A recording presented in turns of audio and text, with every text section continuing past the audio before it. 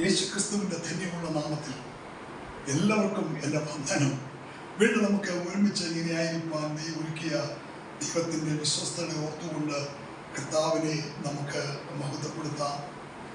ദൈവസന്നിധിയിൽ നമ്മളായിരിക്കും നമുക്ക് എത്ര സന്തോഷമാണ്. 42-ാം സങ്കീർത്തനത്തിൽ കൊരവൂതന്മാർ പാടുന്നുണ്ട്, എനിക്ക് എപ്പോൾ ദൈവസന്നിധിയിൽ ചെല്ലുവാനിടയായി തീരുമെന്ന്. ദൈവത്തിൻ്റെ സന്നിധി നമ്മുടെ സങ്കടങ്ങൾ ഇറക്കി വയ്ക്കുവാൻ, നമ്മുടെ ഭാരങ്ങൾ ഇറക്കി വയ്ക്കുവാൻ നമുക്ക് ദൈവസന്നിധി ഉണ്ടല്ലോ. 16-ാം സങ്കീർത്തനത്തിന്റെ അവസാന വാക്യത്തിൽ നമ്മൾ വായിക്കുന്നു, ദൈവത്തിന്റെ സന്നിധിയിൽ സന്തോഷ പരിപൂർണതയുണ്ട്. അവന്റെ വലതുഭാഗത്ത് നമുക്ക് എപ്പോഴും പ്രബോധമാണ്, എപ്പോഴും സന്തോഷമാണ്, അവിടെ എപ്പോഴും ആനന്ദമാണ്. അതെ, ഇന്ന് ദൈവസന്നിധിയിലേക്ക് വന്നിരിക്കുന്ന നമ്മുടെ ജീവിതത്തിൽ നമുക്ക് ദുഃഖിക്കാൻ ഒന്നുമില്ല പ്രിയമുള്ളവരെ. നമ്മുടെ ദൈവത്തെ കൊണ്ട് കഴിയാത്ത ഒരു കാര്യങ്ങളില്ല. കഴിഞ്ഞ കാലങ്ങളിൽ നമ്മുടെ ഭാരങ്ങൾ നമ്മൾ ഇറക്കി വെച്ചപ്പോൾ, നമ്മൾ പ്രാർത്ഥിച്ചപ്പോൾ നമുക്ക് വേണ്ടി പ്രവർത്തിച്ചൊരു ദൈവമില്ലയോ? ആ ദൈവത്തിന്റെ കരുതൽ കൊണ്ടല്ലയോ നമുക്ക് ദൈവസ്ഥലിലേക്ക് വരുവാൻ ഇടയായി തീർന്നത്? നമ്മുടെ പ്രാണനെ പരിപാലിച്ച് നമുക്ക് സൗഖ്യം നൽകി നമ്മുടെ ജീവിതത്തെ പണിത് ഇത്രത്തോളം കൊണ്ടുവന്ന ദൈവത്തിന്റെ വിശ്വസ്തതയെ ഓർത്തുകൊണ്ട് ദൈവത്തെ നമുക്ക് മഹത്വപ്പെടുത്താം.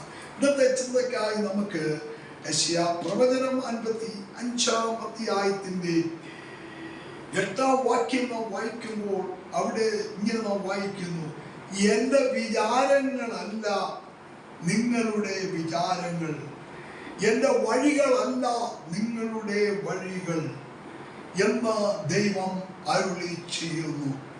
ദൈവം പറയാണ്, നിങ്ങളുടെ വിചാരങ്ങളല്ല, നിങ്ങളുടെ വഴികളല്ല എൻ്റെ വിചാരങ്ങളും എൻ്റെ വഴികളും എന്ന് ദൈവം ഇവിടെ പറയുകയാണ്. അതേ, മനുഷ്യ ജീവിതത്തെ സംബന്ധിച്ചോളം വിചാരങ്ങളാൽ നിറയപ്പെട്ട ഒരു ജീവിതമാണ് അവൻ്റെ ജീവിതം. ഓരോ ദിവസവും പലവിധമായ വിചാരങ്ങളാണ്. അതുകൊണ്ട് നമ്മൾ എന്തിനെ കുറിച്ച് ചിന്തിക്കുന്നുവോ നമ്മുടെ മുമ്പാകെ ഒരു വഴികൾ മാത്രമേ ഉള്ളൂ.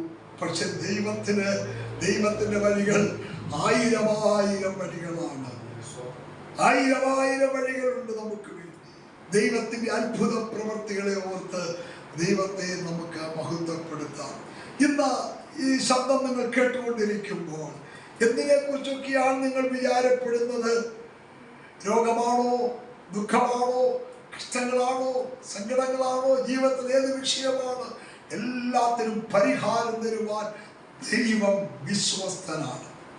ഉൽപ്പത്തി പുസ്തകം 15-ാം അധ്യായത്തിലേക്ക് നാം പ്രവേശിക്കുമ്പോൾ വിശ്വാസികളുടെ പിതാവാണ് അബ്രഹാം. പക്ഷെ അബ്രഹാമിന്റെ ജീവിതത്തിൽ താൻ ഒരു ഭയത്തിലൂടെ കടന്നു പോകുന്നതായി നമുക്കവിടെ കാണുവാൻ കഴിയുന്നുണ്ട്. അബ്രഹാമിനെ നോക്കിയ ദൈവം, അബ്രഹാമിനെ അറിയുന്നവനായ ദൈവം, അബ്രഹാമിനെ നോക്കി ദൈവം പറയാണ്, അബ്രഹാമേ നീ ഭയപ്പെടേണ്ട, ഞാൻ നിന്റെ പരിചയം നിന്റെ അതിമഹത്തായ പ്രതിഫലവുമാണ്. അബ്രഹാം ദൈവത്തോടൊന്നും പറഞ്ഞിട്ടില്ല, പക്ഷെങ്കിൽ അബ്രഹാമിന്റെ ജീവിതത്തിന്റെ ചിന്തകൾ, വിചാരങ്ങൾ അറിഞ്ഞ ദൈവം അവനോട് ഇടപെടുകയാണ്. ദൈവത്തോട് അബ്രഹാം പറയുന്നു, ദൈവമേ നീ എനിക്ക് ലോകപ്രകാരമെല്ലാം തന്നിട്ടുണ്ട്, പക്ഷെങ്കിൽ എൻ്റെ ജീവിതത്തിൽ നീ എനിക്കൊരു മകനെ തന്നിട്ടില്ല. മകനെ തരാമെന്നുള്ള നിന്റെ വാഗ്ദത്തമുണ്ടെങ്കിലും കാത്തിരുന്ന് മടുത്തന്റെ കർത്താവേ നീ എനിക്ക് മകനെ തന്നിട്ടില്ല. നമ്മുടെയൊക്കെ ജീവിതത്തിൽ പറയുമല്ലോ, ദൈവമേ ഞാൻ മടുത്തു, ഞാൻ കാത്തിരുന്ന് മടുത്തു, ഞാൻ പ്രാർത്ഥിച്ചു മടുത്തു എന്നൊക്കെ നമ്മൾ പറയാറുണ്ടല്ലോ. അബ്രഹാം ഇതുപോലെ തുറന്നു പറയുക, ഞാൻ മടുത്തന്റെ കർത്താവേ നീ എനിക്ക് വാഗ്ദത്തമൊക്കെ തന്നിട്ടുണ്ടല്ലോ, പക്ഷെങ്കിൽ തലമുറയെ കുറിച്ചൊക്കെ പറഞ്ഞിട്ടുണ്ട്, ഇതിങ്ങനെ വൈകിക്കൊണ്ടിരിക്കുകയാണ്, എനിക്ക് പ്രായം കൂടി വരുന്നു, എൻ്റെ ഭാര്യയ്ക്ക് പ്രായം കൂടി വരുന്നു, ഇനി സാധ്യമോ? അതുകൊണ്ട് പറയുകയാണ്, അബ്രഹാം പറയുകയാണ്, എൻ്റെ വീട്ടിൽ ഉള്ള എൻ്റെ വിശ്വസ്തനായ ഒരു ദാസനുണ്ട്, ഏലയാസാർ ഇതിൻ്റെ എല്ലാം അവകാശിയാകുമെന്ന് അവനങ്ങ് പറയുകയാണ്. അവന്റെ വിചാരങ്ങൾ പറയുകയാണ്, ഏലയാസാറാണ് ഇനി എൻ്റെ അവകാശി എന്ന്. ഇങ്ങനെ വിചാരപ്പെട്ട് കൂടാരത്തിനകത്ത് അബ്രഹാം ആയിരിക്കുന്ന ഒരു അവസ്ഥയെ കുറിച്ച് കാണുവാൻ കഴിയുന്നുണ്ട്. എന്നെ കേൾക്കുന്ന പ്രിയമുള്ളവരെ, നമ്മളൊക്കെ പറയും, എൻ്റെ ദൈവമേ, ഇവിടം കൊണ്ട് ഞാൻ അവസാനിക്കും, എൻ്റെ എല്ലാം ഇവിടം കൊണ്ട് തീരും, ഇത്രയൊക്കെ ഉള്ളു കർത്താവേ എന്നൊക്കെ നമ്മൾ പറയുമല്ലോ. എന്നെ കേൾക്കുന്ന പ്രിയമുള്ളവരെ, നിന്നെക്കുറിച്ചും നിന്റെ തലമുറയെക്കുറിച്ചും നിന്നെ വിളിച്ച ദൈവത്തിന്, നീ ആരാധിക്കുന്ന ദൈവത്തിന്, നീ സ്തുതിക്കുന്ന ദൈവത്തിന് ഒരു പദ്ധതി ഉണ്ട് എന്ന് നീ മനസ്സിലാക്കിയിരിക്കുക. വിചാരങ്ങളാൽ കുഴഞ്ഞുകൊണ്ട് കൂടാരത്തിനകത്തിരിക്കുന്ന അബ്രഹാമിനെ ദൈവം പുറത്തു കൊണ്ടുവരികയാണ്. അവിടെ ഉൽപ്പത്തി പുസ്തകം 15-ാം അധ്യായത്തിൽ നാം ഇങ്ങനെ വായിക്കുന്നു. അതിന്റെ 5-ാം വാക്യത്തിൽ, പിന്നെ യഹോവ അവനെ പുറത്തു കൊണ്ടുവന്നു. നിരാശയുടെ കൂടാരത്തിൽ നിന്ന്, അവന്റെ വിചാരങ്ങളിൽ നിന്ന് ദൈവം അവനെ പുറത്തു കൊണ്ടുവന്നു. അതെ, ഇന്ന് പകലിൽ ചില നിരാശകളിൽ നിന്ന്, ചില ഭാരങ്ങളിൽ നിന്ന് ദൈവം പുറത്തു കൊണ്ടുവരികയാണ്. ദൈവം പുറത്തു കൊണ്ടുവന്നിട്ട് പറയുകയാണ്, അബ്രഹാമേ, നീ ആകാശത്തിലേക്ക് നോക്കുക, നീ ആകാശത്തിലേക്ക് നോക്കുക, നീ ഉയരത്തിലേക്ക് നോക്കുക, നീ എന്നിലേക്ക് നീ നോക്കുക. അതേ പ്രിയമുള്ളവരെ, നമുക്ക് നോക്കാൻ ഒരു ഇടമുണ്ട്. അവിടെ നമ്മൾ നോക്കിയാൽ നമ്മുടെ എല്ലാ പ്രശ്നങ്ങൾക്കും പരിഹാരം ഉണ്ട് എന്ന് നമ്മൾ മനസ്സിലാക്കിയിരിക്കണം. ഈ നക്ഷത്രങ്ങളെ എണ്ണുവാൻ കഴിയുമെങ്കിൽ നീ എണ്ണ. അബ്രഹാം അത്ഭുതപ്പെട്ടു പോയി. നിന്റെ സന്തതി ഇങ്ങനെയാകുമെന്ന് പറഞ്ഞു. അബ്രഹാം ആ ദൈവത്തിൽ അങ്ങ് വിശ്വസിച്ചു. ദൈവത്തിന് സ്തോത്രം. നമ്മുടെ ജീവിതത്തിൽ നമ്മൾ ദൈവത്തിന്റെ വാഗ്ദത്തങ്ങളെ അങ്ങ് വിശ്വസിക്കാമോ? നമ്മുടെ സംശയങ്ങളൊക്കെ അങ്ങ് മാറ്റാമോ? ദൈവം നമുക്ക് വേണ്ടി വൻകാര്യങ്ങളെ പ്രവർത്തിക്കും. ഇന്ന് ഈ ശബ്ദം നീ കേൾക്കുമ്പോൾ നീ വാസ്തവമായി ദൈവത്തിൽ വിശ്വസിക്കുമെങ്കിൽ, ദൈവത്തിന്റെ ശബ്ദത്തെ നീ ഏറ്റെടുക്കുമെങ്കിൽ, ദൈവത്തിന്റെ അത്ഭുതം നിന്റെ ഭവനത്തിൽ, ദൈവത്തിന്റെ അത്ഭുതം നിന്റെ തലമുറയിൽ, നിന്റെ നിരാശകളിൽ, നിന്റെ വേദനകളിൽ വെളിപ്പെടുമെന്നുള്ളതാണ്. വിശ്വാസത്തോടുകൂടെ ഏറ്റെടുക്കുമെങ്കിൽ വിടുതലായി വ്യാപരിക്കും എന്നുള്ളതാണ്. ദൈവം ഒരു കാര്യം വെറുതെ പറയത്തില്ല കേട്ടോ. ഈ യെശയ്യാപ്രവചനം 55-ാം അധ്യായത്തിന്റെ 10-ാം വാക്യം നാം പഠിക്കുമ്പോൾ, ആകാശത്ത് നിന്ന് ഹിമവും മഴയും പെയ്ത് ഭൂമിയെ പരവത്താക്കുന്നത് പോലെയാണ്. ദൈവം പറയുന്നു, എൻ്റെ വായിൽ നിന്നും അവൻ പൊഴിയപ്പെട്ട എൻ്റെ വചനം ഫലവത്താക്കുന്ന വചനമാണ്. അത് കിടന്ന് എന്നെ കേൾക്കുന്ന പ്രിയരെ, നിന്റെ തലമുറയുടെ മേൽ വീഴ്ത്തപ്പെട്ട വചനമുണ്ടല്ലോ, വാഗ്ദത്ത വചനമുണ്ടല്ലോ, അത് ഫലവത്താക്കും, നിശ്ചയമായി ഫലവത്താക്കും. അവിടെ വചനം പറയുന്നു, അത് വെറുതെ എന്റെ അടുക്കിലേക്ക് മടങ്ങി വരികയില്ല, ഞാൻ അയച്ച കാര്യങ്ങൾ സാധിപ്പിക്കും. ദൈവം എന്തിനു വേണ്ടി നിന്റെ ഭവനത്തിൽ വചനം അയച്ചുവോ, നിന്റെ തലമുറയ്ക്ക് വേണ്ടി വചനം അയച്ചുവോ, നിന്റെ ആവശ്യങ്ങൾക്ക് വേണ്ടി വചനം അയച്ചുവോ, ആ വചനം വെറുതെ മടങ്ങി വരികയില്ല. ഏത് ഉദ്ദേശത്തോടുകൂടെ ആ വചനം അയക്കപ്പെട്ടു, ആ വചനം അതിന്റെ പ്രവൃത്തി ചെയ്യും. വിശ്വാസത്തോടെ ആമേൻ പറ. ദൈവപ്രവൃത്തി നിന്റെ ഭവനത്തിൽ വെളിപ്പെടും എന്നുള്ളതാണ്. അതേ, നമുക്ക് മടങ്ങി വരാം. ദൈവം എന്താണ് പറയുന്നത്? നിങ്ങളുടെ വിചാരമല്ല എൻ്റെ വിചാരങ്ങൾ. നമ്മുടെ വിചാരങ്ങളെല്ലാം ബലഹീന വിചാരങ്ങളാണ്. എന്നാൽ നമുക്ക് വേണ്ടി വിചാരപ്പെടുന്ന ഒരു ദൈവം സ്വർഗത്തിൽ ജീവിക്കുന്നു. അതോർത്ത് നമുക്ക് സ്തോത്രം ചെയ്യാം. ശൗലിന്റെ ജീവിതത്തിന്റെ ആക്രമങ്ങളുടെ നടുവിൽ ഒരിക്കൽ ദാവീദ് പറഞ്ഞു, ഞാൻ ശൗലിന്റെ കയ്യാൽ മരിക്കേ ഉള്ളുവെന്ന്. ദാവീദിന്റെ വിചാരം അതാ. ആമേൻ, ആമേൻ. ഞാന് എന്നെ പിന്തുടരുന്ന കുന്തവുമായി വാളുമായി എന്നെ പിന്തുടരുന്ന ശൗലിന്റെ കയ്യാൽ ഞാൻ മരിക്കേ ഉള്ളുവെന്ന്. ആമേൻ, ആമേൻ. വചനം അറിയാവുന്ന പ്രിയപ്പെട്ടവരെ, ശൗലിന്റെ കയ്യാൽ ശൗലിന്റെ കൈ ദാവീദിന്റെ മേൽ വീഴുവാനോ, ശൗലിന്റെ കുന്തം ദാവീദിന്റെ ദേഹത്ത് കൊള്ളുവാനോ, ശൗലിന്റെ വാളിന്റെ പ്രഹരമേൽക്കുവാനോ ദൈവം ദാവീദിനെ അനുവദിച്ചിട്ടില്ല എന്ന് നമുക്ക് കാണാൻ കഴിയുന്നുണ്ട്.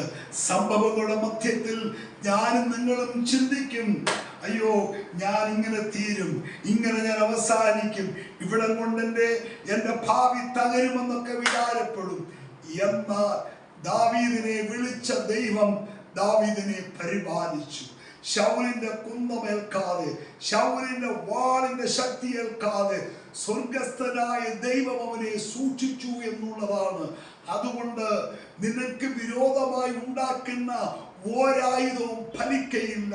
പ്രതിസന്ധികളെ കണ്ടുകൊണ്ട് നീ വിചാരപ്പെടുന്നുവെങ്കിൽ ഒരായുധം നിന്റെ ഭവനത്തിന് വിരോധമായി, നിന്റെ തലമുറയ്ക്ക് വിരോധമായി വെളിപ്പെടുകയില്ല എന്ന് പറയുന്ന വചനത്തെ നീ ഇന്ന് ഏറ്റെടുക്കുക. അത് നിനക്ക് അനുഗ്രഹമായി വെളിപ്പെടും എന്നുള്ളതാണ്. ദാവീദിന്റെ വിചാരം എന്താണ്? ഞാൻ ശൗലിന്റെ കയ്യാൽ മരിക്കുകയുള്ളൂവെന്ന്. അങ്ങനെ മരിക്കുവാൻ ദൈവം ഏൽപ്പിച്ചു കൊടുത്തില്ല. പ്രിയമുള്ളവരെ, ഏൽപ്പിച്ചു കൊടുത്തില്ല. ശൗലിന്റെ അന്ത്യത്തെ കുറിച്ച് നമുക്ക് കാണുവാൻ കഴിയുന്നത് ഗിൽബോവ പർവ്വതത്തിൽ സ്വന്തം കുന്തത്തിന്റെ മേൽ വീണവൻ മരിച്ചു എന്ന് കാണാൻ കഴിയുന്നുണ്ട്. എന്നാൽ ദാവീദിനെയോ ദൈവം, ദാവീദിനെ ദൈവം യഹൂദയുടെ രാജാവായി, ഇസ്രായേലിന്റെ രാജാവായി ദൈവം ഉയർത്തിയെടുത്തു. ദാവീദിന്റെ അന്ത്യത്തെ കുറിച്ച് 1 അധ്യായത്തിന്റെ അവസാന വാക്യങ്ങൾ നാം പഠിക്കുമ്പോൾ ധനവും മാനവും ആയുസ്സും നിറഞ്ഞവനായി അവൻ ദൈവത്തോട് ചേർന്നു.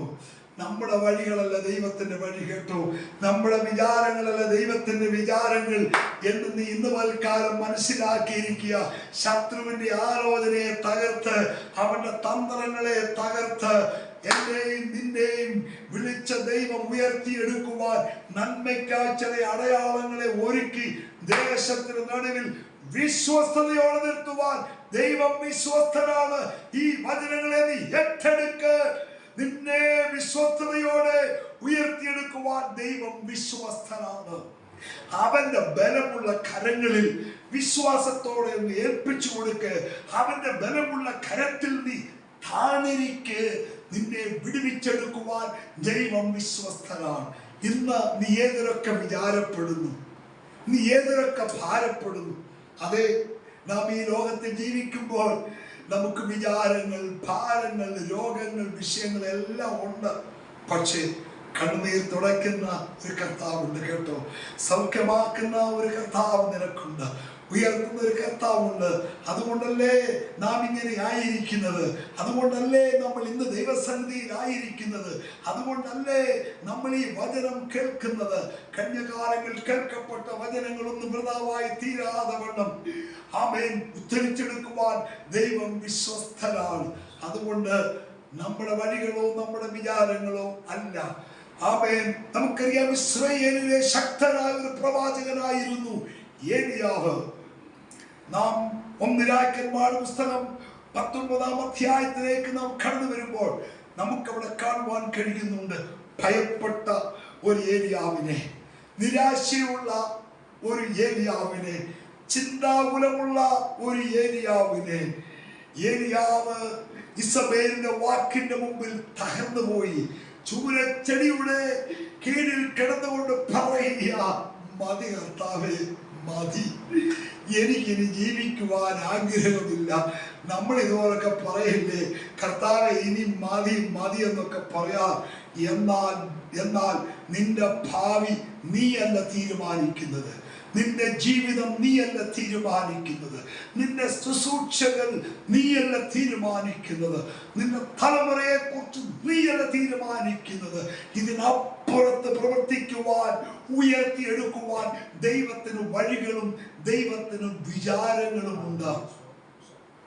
ഇസബേലിന്റെ വാളുകൊണ്ട് നശിക്കുവാനല്ല, ഏലിയാവേ, ദൈവത്തിന് നിന്നെ കുറിച്ചുള്ള പദ്ധതി.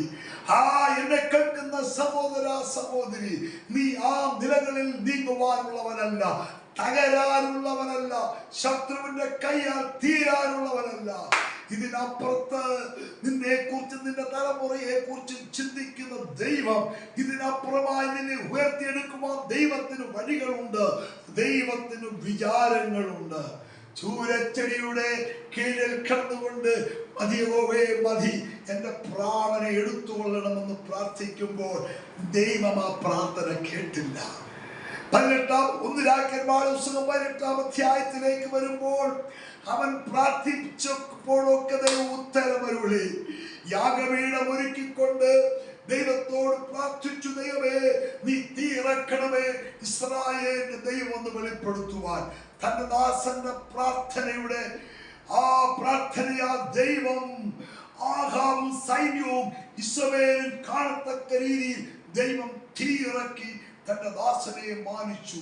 തീ കൊണ്ട് ഉത്തരമരുളുന്ന ഒരു ദൈവമുണ്ടെന്ന് പിന്നീട് നാം പഠിക്കുമ്പോൾ ഏലിയാവിന്റെ ഹൃദയത്തിൽ ഒരു മഴയെ കുറിച്ചുള്ള മുഴക്കമുണ്ടാകുന്നുണ്ട്. അവൻ ആഹാബിനോട് പറയുന്നുണ്ട്, മഴ പെയ്യുവാൻ പോകുകയാ, നീ നിന്റെ കുതിരപ്പുറത്ത് കയറി പൊക്കോളാൻ പറയുന്നു. തന്റെ ദാസൻ മുഴങ്കാലം അടക്കി മഴയ്ക്ക് വേണ്ടി പ്രാർത്ഥിച്ച ഏലിയാവിന് നമുക്കറിയാം ബാല്യക്കാരനെ പറഞ്ഞയക്കുന്നുണ്ട്. അവൻ പറയുന്നു, ഒന്നും കാണുന്നില്ല, ഒന്നും അറിയുന്നില്ല. ഇതുപോലെ നമ്മുടെ ജീവിതത്തിലും ഒന്നും കാണുന്നില്ല കർത്താവേ, ഞാനൊന്നും അറിയുന്നില്ല ദൈവമേ, ഒരു വഴി ഞാൻ കാണുന്നില്ലല്ലോ. പക്ഷെങ്കിൽ അവൻ പ്രാർത്ഥനയിൽ മടുത്തുപോയില്ല. വചനം പറയുന്നു, നീ പ്രാർത്ഥനയിൽ മടുത്തു പോകരുത്. ആ ലൂക്കോസിന്റെ സുവിശേഷം 18 അധ്യായത്തിന്റെ 1-ാം വാക്യത്തിൽ യേശു പറയുന്നുണ്ട്, മടുത്തു പോകാതെ എപ്പോഴും പ്രാർത്ഥിക്കണം. നിന്റെ വിഷയത്തിന് നടുവിൽ മടുത്തു പോകാതെ നീ എപ്പോഴും പ്രാർത്ഥിക്കുമെങ്കിൽ ഒരു ദിവസം മറുപടി ദൈവം നിന്റെ കണ്ണിന് മുമ്പിൽ വെളിപ്പെടുത്തും. ബാല്യക്കാരൻ പറയുക, എന്നാൽ നമുക്ക് കാണുവാൻ കഴിയുന്നുണ്ട്. അവൻ 7-ാം പ്രാവശ്യം മടങ്ങി വരുമ്പോൾ പറയുന്നുണ്ട്, കൈപ്പത്തി പോലെ ഒരു മേഘം ഞാൻ കാണുന്നു, കൈപോലെ മേഘം ഞാൻ കാണുന്നു. കൈപോലെ ഉയർത്തപ്പെട്ട ആ മേഘത്തെ വലിയൊരു കാർമേഘമാക്കി, ചെറിയ മേഘത്തെ വലിയൊരു കാർമേഘമാക്കി, ഏതാണ്ട് 3.5 വർഷക്കാലം മഴയ്ക്ക് വേണ്ടി ദാഹിച്ചിരുന്ന, വരണ്ടിരുന്ന ആ ഭൂമിയിലേക്ക് ദൈവം നല്ല മഴയെ പെയ്ച്ചു എന്നുള്ളതാണ്.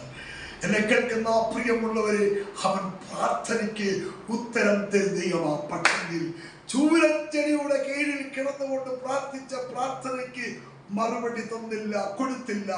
എന്നാൽ ദൈവം തന്റെ മകനെ സ്വർഗത്തിലെ വെള്ളവും സ്വർഗത്തിലെ അപ്പവും കൊടുത്ത് തന്റെ ദാസനെ ദൈവം ബലപ്പെടുത്തിയിട്ട് പറഞ്ഞു, നീ പൊക്കോ, നീ ഹോരേബിലേക്ക് പൊക്കോ, നിന്റെ മുമ്പിൽ ചില ശുശ്രൂഷകളുണ്ട്.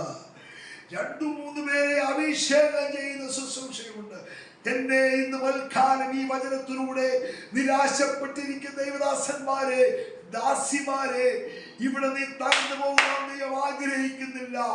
ദൈവാത്മാവ് വിളിച്ചു പറയുന്നു, ഈ ചുവരച്ചെടിയുടെ കീഴിൽ നിന്നും ദൈവം നിന്നെ പൊക്കിയെടുത്തിട്ട് നിനക്ക് ബലം നൽകി നിന്നെ മറ്റൊരു തലത്തിലേക്ക് ഉയർത്തിയെടുക്കുവാൻ ദൈവത്തിന് പദ്ധതിയുണ്ട് എന്നുള്ളതാണ്. ആഹാബിന്റെ വാള കൊണ്ട് വീഴുവാൻ, ആഹാബിന്റെ ഭീഷണി കൊണ്ട് തകരുവാനല്ല.